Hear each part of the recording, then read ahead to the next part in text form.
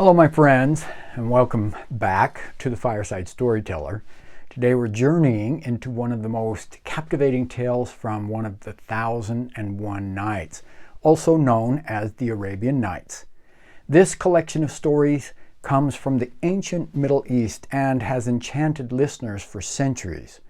The story I'm sharing today is a little bit longer than our usual tales, but I think you'll find it's worth staying until the end. The Fisherman and the Genie is a story within stories. It's like opening a treasure chest and finding smaller boxes of jewels inside. Each nested tale teaches us something important about wisdom, patience, and the consequences of our actions. Now, this tale contains fundamental truths that might well appear in modern leadership courses if we remembered and applied its wisdom. Before self-help movements and leadership seminars filled our bookshelves, we had stories, powerful vessels of knowledge that taught through narrative rather than lecture. So I encourage you to experience this complete tale, letting its lessons unfold naturally through the ancient art of storytelling.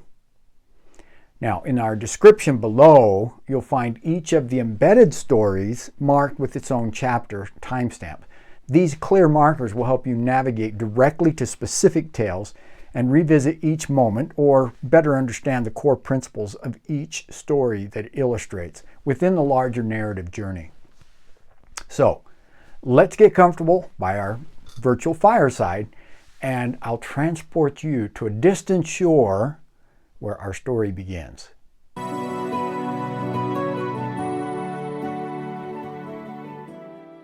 The tale begins long ago in a coastal kingdom where the sun painted the water gold each morning, where there lived an old fisherman. Though his beard had grown white with age and his hands were weathered from years of working with nets and lines, poverty still followed him like a shadow. Each day he would cast his net exactly 4 times, no more, no less, as was his custom. He had a wife and 3 children at home, and their small, humble cottage often echoed with hungry bellies.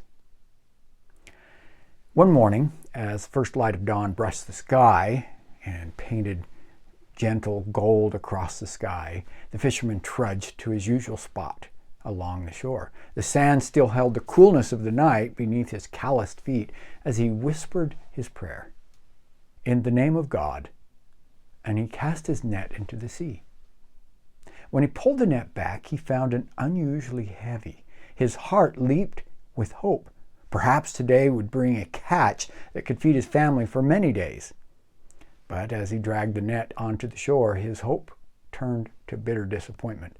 There were no fish at all, only a dead donkey, its body already beginning to decay. There is no strength or power except God, the fisherman sighed, tossing the donkey aside and cleaning his net of seaweed and mud. What terrible luck. Still, he did not give up. "In the name of God," he whispered again, a second time. Again, he pulled and strained against an unexpected weight, but this time his net contained only a large jar filled with sand and mud. The sun climbed higher as the fisherman's spirits sank lower, and with growing desperation he cast his net a 3rd time, saying, "In the name of God." But this cast brought only broken pieces of pottery and glass, worthless things that could neither be eaten nor sold.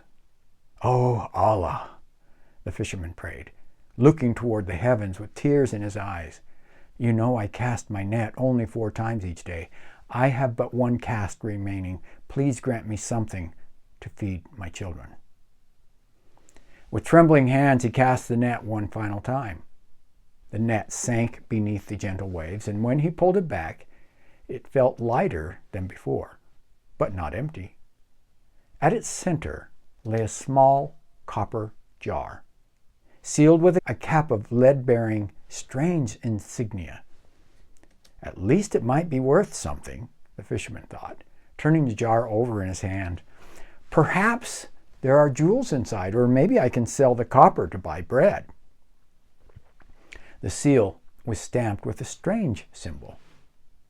King Solomon's seal. Though the fisherman didn't recognize it, curious, he weighed the jar in his hands, shook it gently, and then decided to open to see what treasures it might contain. With considerable effort, he pried off the leaden cap, but instead of jewels or gold coins, a plume of thick yellow smoke poured from the jar's mouth. The smoke billowed upward, climbing toward the sky like a pillar, before spreading across the beach and the sea. The fisherman stepped back in alarm as the smoke gathered and began to take shape. First, a giant head formed, and then massive shoulders, a towering body, and legs like ancient tree trunks. Before him stood a genie of terrifying size, his head touching the clouds while his feet remained on the earth. "There is no God but God, and Solomon God prophet," the genie thundered, his voice like distant thunder. The fisherman trembled from head to toe, his legs weakening beneath him. "There is no God but God," he whispered in response. "But Solomon has been dead for 1800 years, and we are now in the end of time. What is the story you speak of?" The genie's eyes flashed like lightning as he gazed down upon the fisherman. "Prepare to die, for I shall kill you this very hour." "Why would you kill me?"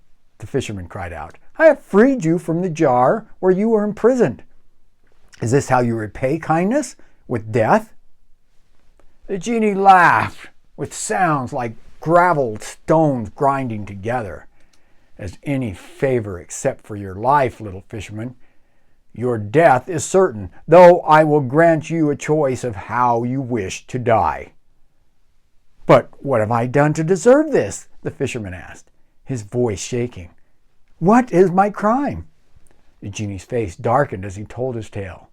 "I am one of the rebellious genii who defied Solomon, son of David. He sent his vizier, Asaph, son of Barkiah, who captured me and brought me before the great king. When I refused to submit, Solomon imprisoned me in this copper jar, sealed it with lead bearing his name, and cast it into the sea. For the first 100 years of my imprisonment, I swore to make whoever released me rich beyond imagination. But no one came. In the second 100 years, I pledged to grant all my treasures of the earth to my rescuers. Still, no one found me. For the next century, I promised 3 wishes to whoever might free me, yet I remained a prisoner beneath the waves. 400 years in darkness, my patience turned to rage. I made a terrible vow. I would kill whoever released me, granting them only the mercy of choosing how to die. The fisherman's heart sank like a stone. So, my good deed in freeing you will be rewarded with my death? Exactly so, the genie replied coldly. Now, choose how you wish to die. The fisherman's mind raced. He was not ready to die, not with hungry children waiting at home, and with the cunning born of desperation, he decided to try a strategy of wit rather than force. Before I choose my death, he said carefully, I must ask something. Are you truly the genie who is imprisoned in this jar? It seems impossible that something so vast as you could fit inside something so small. The genie's eyes narrowed with anger. You doubt me, human. I do not mean to doubt, the fisherman replied, his voice steady despite his fear. But my eyes cannot believe what my ears have heard. The jar could not hold your hand, let alone your entire magnificent form. Unless I see it with my own eyes, I cannot believe it. Pride swelled within the genie's massive chest. You think I cannot fit inside? Watch, foolish human. The genie's form began to dissolve into smoke once more, swirling and condensing and pouring like yellow vapor back into the copper until not a wisp remained inside. The moment of the last smoke disappeared into the jar, the clever fisherman snatched the lead cap and sealed it firmly in place. "Now, rebellious spirit," the fisherman called out, "it is I who shall choose your fate. Perhaps another 100 years beneath the waves will teach you to honor your promises and show gratitude to those who help you." A muffled roar came from within the jar as the genie realized he had been tricked. "Release me," he cried with a voice now small and distant. "But I swear by the greatest name of God that I will not harm you. I will help you and grant you riches." The fisherman shook his head. "Why should I believe you now? You've just told me how your promises changed over centuries. No, I think I'll throw you back into the sea and build a house upon the spot to warn all other fishermen never to pull you out again." "Wait," pleaded the genie. "Listen to me. I was wrong to repay good with evil. If you release me now, I will truly reward you. I know the story that will convince you of my sincerity, a tale of wisdom and consequences." Curiosity flicked in the fisherman's heart. "What story could possibly change my mind?" "Free me," said the genie, "and I will tell you the tale of the King Yunan and the Sage Duban, a story that teaches the price of ingratitude." The fisherman considered this offer. He was still holding the sealed jar, so he had power. "Tell me the story first, and if it truly teaches what you claim, perhaps I will consider releasing you." "I cannot tell it properly from inside this prison," the genie argued. "Free me, and then you shall hear the tale in full." "No," the fisherman replied firmly. "You must begin your story from within the jar. If it interests me enough, I may open the jar to hear the rest." The genie, seeing no alternative, began the tale from within his copper prison. The Tale of King Yunan and the Sage Duban. Know, O fisherman, that in ancient Persia there lived a king named Yunan, who ruled over the city of Fars. Though powerful and wealthy, King Yunan suffered from a terrible disease, leprosy, and spread across his body, defying all ailments that any of the physicians had attempted. One day a sage named Duban arrived at the king's court. He was renowned throughout many lands for his knowledge of medicine, languages, and the stars. And when he heard the king's affliction, he requested an audience. "O great king," said Duban, bowing low, "I have heard of your suffering and believe I can cure you. Unlike others who apply ointments to your skin, I shall cure you without directly touching your body at all." The king was skeptical, but desperate. "If you can cure me as you claim," he declared, "I will enrich you and your descendants for generations to come." The sage Duban returned the next day with a hollow polo mallet and a ball he had especially prepared. He presented them to the king, saying, "Take this mallet and ride to the playing field. Strike the ball with your might until your palms and your body grow warm, and the medicine I placed inside you penetrates through your hand into your entire body. And when you return to the palace and sleep, you will awaken cured." At this point in the story, the fisherman interrupted Genie. "Oh, what does this tale have to do with my situation?" "Patience," came the genie's voice from within the jar. "The wisdom will become clear if you allow me to continue." The fisherman nodded, though the genie couldn't see him. "Go on, then." The genie's voice continued. "King Yunan did as the sage instructed. He struck the ball with the mallet until his hand grew warm and his body absorbed the medicine. That night, he slept deeply. And when he awoke, he discovered a miracle. His skin had cleared completely. The leprosy that had plagued him for years had vanished overnight. Overjoyed, King Yunan showered Duban with gifts, gold, and fine clothing. He appointed him as his personal physician and chief advisor, seating him in his right hand, during royal functions. But the king's vizier grew jealous of Duban's sudden rise to favor. Day after day, he whispered poisonous words into the king's ear. "Can you truly trust this foreigner who cured you with such strange methods? Perhaps today he offers healing, but tomorrow he might use his knowledge to harm you."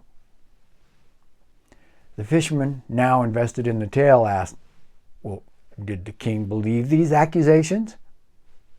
"At first he defended Duban," replied the genie, "but the vizier persisted until doubt took root in the king's heart. 'Remember,' warned the vizier, 'he cured you without touching you. Could he not kill you just as easily?' Eventually, fear overcame the king's gratitude, and he summoned Duban to his court. 'I have decided,' announced King Yunan, 'that your existence threatens my kingdom. You shall be executed today to ensure my safety.' The sage was stunned. 'Why would you kill me? What crime have I committed except to heal you of a terrible disease?' 'It is precisely because you could heal me without touching me that I fear you,' replied the king. 'You might just as easily destroy me with similar methods. My mind is made up.' Seeing that the king's heart had hardened, Duban made one final request. 'If I must die, allow me to return home to settle my affairs and bid farewell to my family. I also wish to give you my most valuable book of wisdom. Within its pages lies knowledge that will protect you the moment my head is separated from my body.' The king granted this request. The next day, Duban returned with an ancient book. 'And after you execute me,' he instructed, 'place my severed head upon this book. Ask the head to open the book, and when it does, you must lick your fingers to turn each page. This will transfer the wisdom directly to you.' Intrigued by this strange promise, the king proceeded with this execution. And when Duban's head was struck from its body, the king placed it upon the book as instructed. To his amazement, the head's eyes opened. 'Open the book,' commanded the king. The head's lips moved, and the book opened of its own accord. Finding the pages blank, the king licked his fingers to turn the next page, and then the next.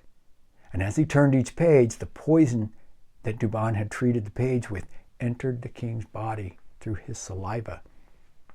'Know, O king,' said the severed head as the poison began its work, 'this is how those who repay good with evil are themselves repaid.'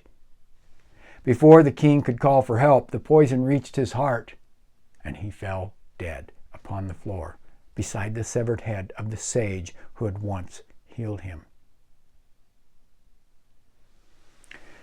The fisherman listened with rapt attention to the genie's tale.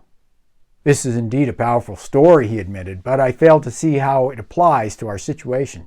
If anything, you are like King Yunan, ready to kill me despite my good deed in freeing you. And I am like the sage Duban, facing death as my reward for helping you.' 'You misunderstand,' argued the genie.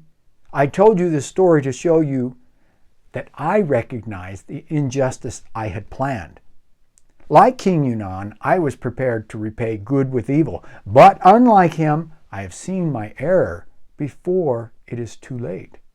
The story was meant to show that I understand the moral wrong of ingratitude.' The fisherman considered the genie's words carefully. 'Perhaps there is truth in what you say, but one story is not enough to earn my trust. After your threat to my life, do you know any other tales that might convince me further?' 'Indeed,' replied the genie from within the jar. 'If you would open the jar just slightly to hear me better, I shall tell you the tale of King Sindbad and his Falcon. Another story of hasty judgment and its terrible cost.' Still cautious, the fisherman loosened the lead cap, only enough for the genie's voice to be heard more clearly, but not enough for him to escape. The Tale of King Sindbad and the Falcon. There once lived a king named Sindbad who loved hunting his trained falcon. This was no ordinary bird, but one he had raised from a chick and trained personally. The falcon's eyes could spot prey no human could see, and the king valued this companion above many of his human servants. One hot day, while hunting in the desert, King Sindbad became terribly thirsty. By chance, he spotted a trickle of water flowing down a rocky wall, water that collected drop by drop in a small natural basin. The king cupped his hands beneath this precious moisture, and he waited patiently as his palms slowly filled. And just as he raised his hands to drink, the faithful falcon swooped down and struck the water, spilling it onto the dry ground. Thinking the bird had made a mistake, the king again collected water, drop by drop. Again, just as he prepared to drink, the falcon knocked the water from his hands. After a third attempt, he met with the same result. The king's thirst and anger overcame him. Drawing his sword, he struck off the head of the beloved falcon with a single blow. As the bird fell dead and lay at the king's feet, the king noticed something moving at the top of the rocky wall. Climbing up to investigate, he discovered a venomous serpent lying in a small pool, the very source of the water he began trying to drink. The falcon, seeing what the king could not, had been saving his master from certain death by poison. Too late, King Sindbad realized his terrible mistake. His hasty anger had led him to kill the very creature that was trying to save his life. He carried the falcon's body back to his palace. He filled with grief and regret that something he could never be undone. The fisherman nodded thoughtfully when the tale concluded.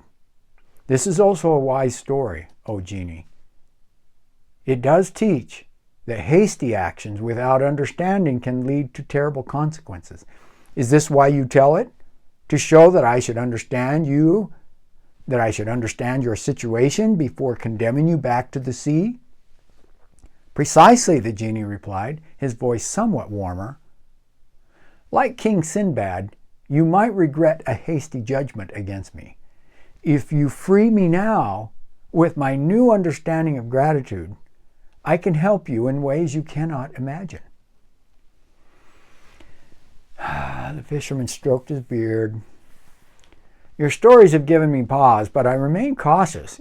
Remember, you threatened my life despite having freed you from centuries of imprisonment. Why should I trust that you truly have changed in the space of just a single conversation? Let me share one more tale, proposed the genie. The tale of the prince and the ogress will show you that appearances can be deceiving and that sometimes what seems threatening may actually offer salvation. Intrigued by this promise, the fisherman adjusted his position on the sand, keeping his jar firmly in his grasp. I will hear this third tale, but the jar remains sealed until I am fully convinced. The tale of the prince and the ogress.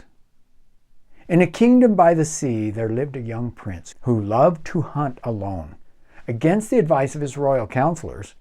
And one day he followed a gazelle far into the desert until he found himself in a meadow he had never seen before.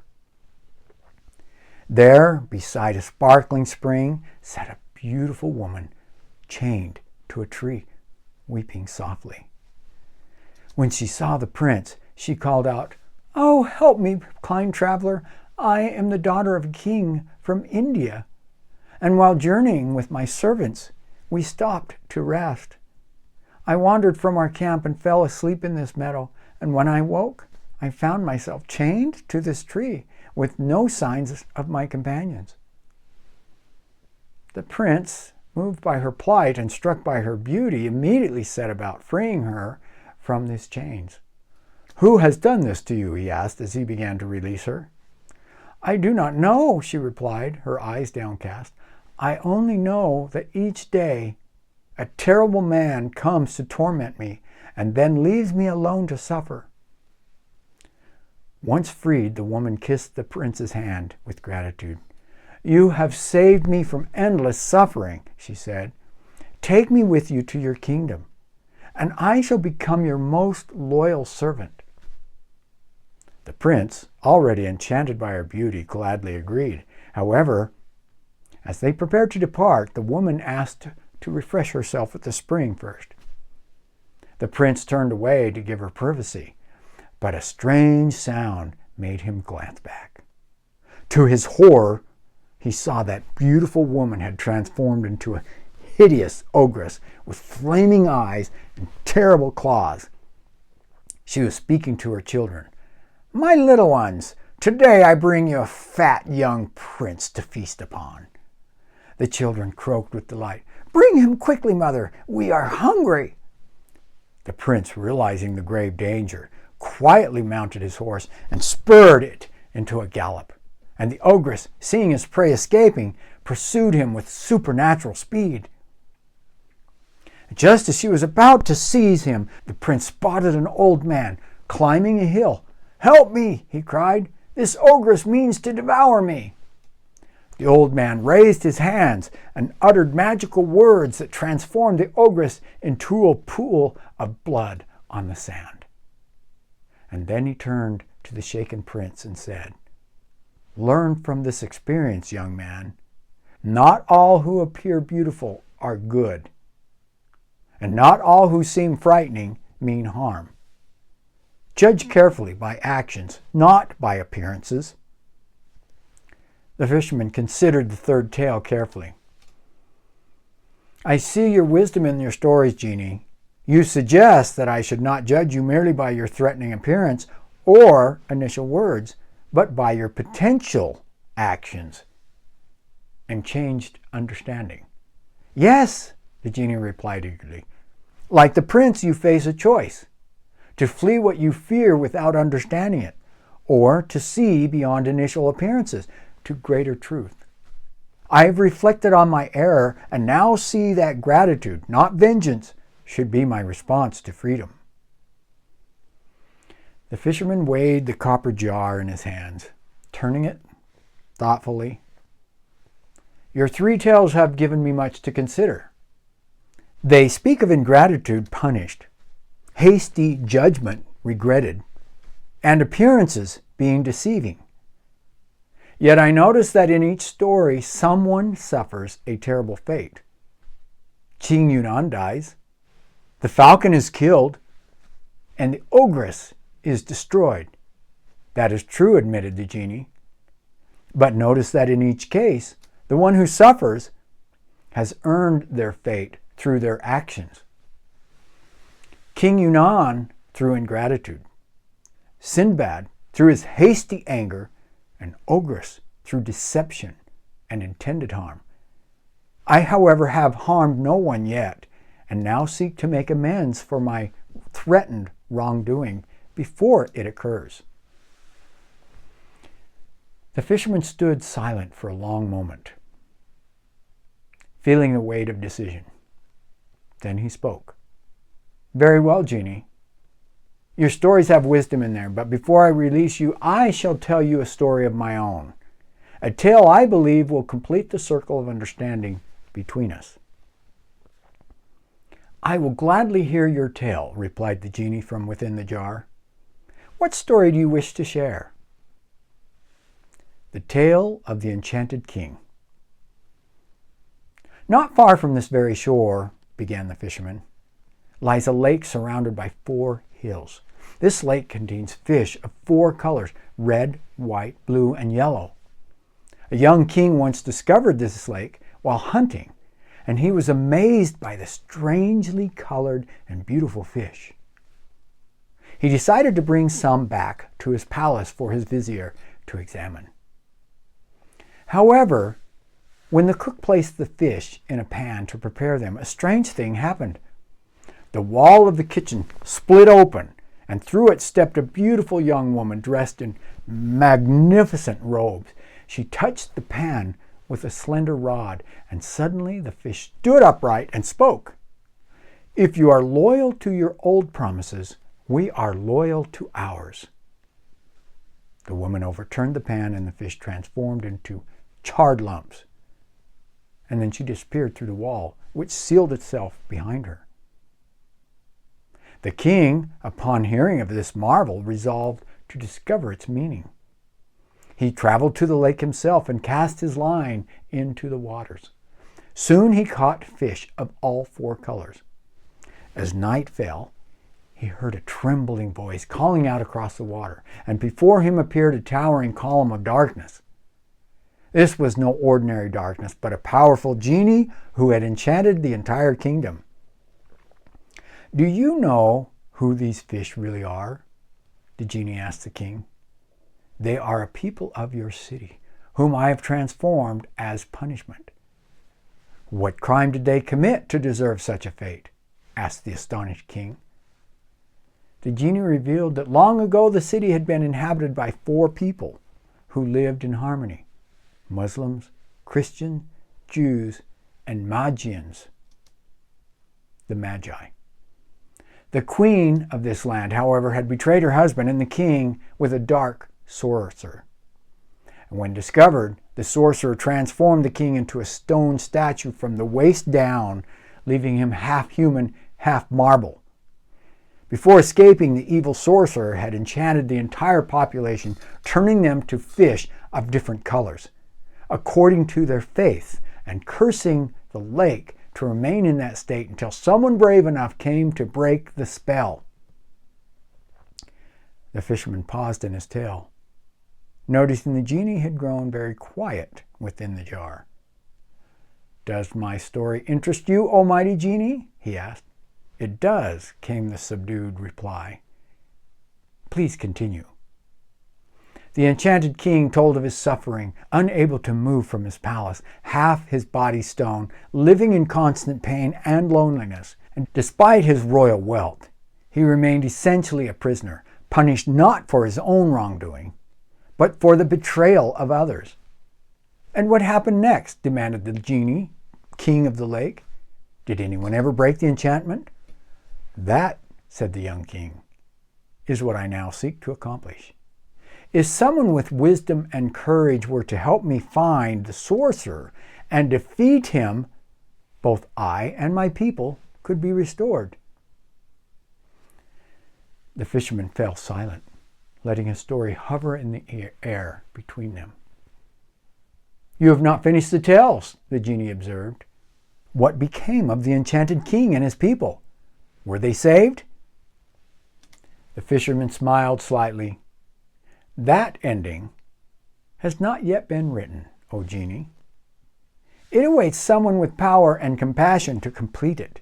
Perhaps someone who understands the value of freedom after long imprisonment. Someone who has learned the importance of repaying good with good rather than evil."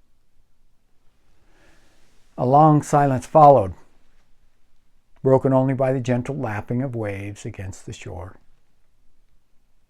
"I understand your meaning," the genie finally said, his voice quieter than before.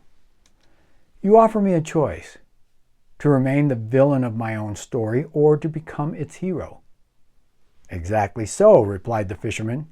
"Just as the genie in my tale used his power to punish, you could use yours to help. The enchanted king and his people remain transformed to this day, awaiting someone with the power to restore them. If I vow to help this enchanted kingdom, if such a place truly exists, will you release me from this jar?" The fisherman nodded. "I will, but know this. If you break your promise or attempt to harm me, I shall tell the world how simple fishermen twice outwitted a mighty genie. That story would bring you shame for another 1,000 years. I swear by the greatest name of God, inscribed on Solomon's ring," declared the genie solemnly, "that I will not harm you, but instead reward you for your wisdom and mercy. And I will seek out this enchanted lake to break its curse if you can guide me there." Satisfied with the oath, the fisherman removed the lead seal and opened the jar completely. Yellow smoke poured forth once more, condensing into the towering form of the genie. But this time, instead of threats, the genie bowed his enormous head in respect. You have taught me something 1,800 years beneath the waves could not, the genie acknowledged. Wisdom often resides in unexpected vessels, whether copper jars or humble fishermen. And power without wisdom leads only to destruction, replied the fisherman. Now, shall we seek out the lake of colored fish together? We shall, agreed the genie. But first, I must fulfill my promise to reward you. The genie instructed the fisherman to cast his net once more into the sea. When he did so, he caught 4 fish of brilliant colors: red, white, blue, and yellow, just like in the story. Take these to the sultan of your city, the genie advised. They are rare treasures that will earn you his favor, and each day you may return to the spot where you will always find an abundance of fish to provide for your family. And the enchanted lake? Asked the fisherman. Was that merely a tale, or does such a place truly exist? The genie's eyes gleamed with ancient knowledge. Some stories are more real than they appear, fisherman. That lake lies 3 days' journey from here, beyond the 4 hills that rise from the desert. Meet me there when the moon is full, and together we shall attempt to break a curse that has lasted for generations. With that promise, the genie vanished into morning air, leaving the fisherman holding 4 magnificent fish, unlike any he had ever seen. He hurried to the sultan's palace, where his unusual catch brought him exactly the favor and fortune the genie had predicted. And when the moon grew full, the fisherman journeyed to the lake beyond the 4 hills, where greater adventure awaited. But that, my friends, is a story for another day. Thank you for joining me on this journey through the tale of the fisherman and the genie. Like all great stories from Arabian Nights, this one teaches us several important lessons.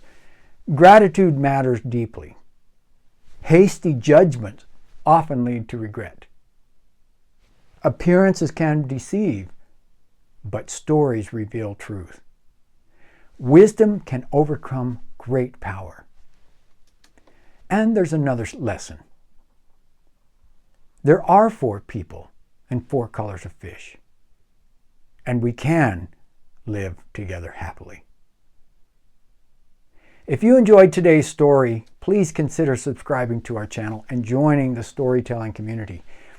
In the description below this video, you'll find timestamps of each of the nested tales, in case you want to revisit specific parts of our journey. I'd love to hear your thoughts. Which of the nested stories was your favorite? And maybe all of the stories. And what do you think happened when the fisherman and the genie reached the enchanted lake? Share your ideas in the comments below. I'd love to respond. Until next time, may your own story be filled with wisdom, gratitude, and happy endings.